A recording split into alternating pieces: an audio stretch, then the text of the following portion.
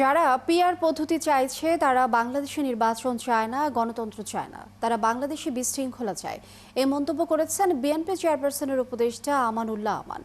মঙ্গলবার সন্ধ্যায় সাভারের ভাকুর্তা ইউনিয়নে এক জনসভায় যোগ দিয়ে তিনি এসব কথা বলেন। তিনি বলেন, অন্তর্বর্তী সরকারের প্রধান উপদেষ্টার ঘোষণা অনুযায়ী ঠিক সময়ে ত্রয়োদশ জাতীয় সংসদ নির্বাচন অনুষ্ঠিত হবে। এই নির্বাচন ঠেকানোর ক্ষমতা কারও নাই। এ সময় উপস্থিত ছিলেন ঢাকা জেলা বিএনপির সাংগঠনিক সম্পাদক ও ঢাকা ২ আসনের বিএনপির মনোনয়ন প্রত্যাশী ব্যারিস্টার ইরফান ইবনে আমান ওমে, সাবেক সাভার উপজেলা চেয়ারম্যান আলহাজ কফিল উদ্দিন সহ বিএনপি ও এর অঙ্গ সংগঠনের নেতাকর্মীরা। তারা বাংলাদেশের ভালো চায় না।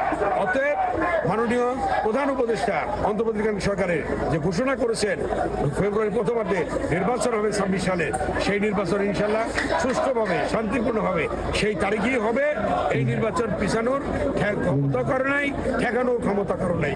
অতএব নির্বাচন হবে মাননীয় প্রধান উপদেষ্টার ঘোষণা অনুযায়ী।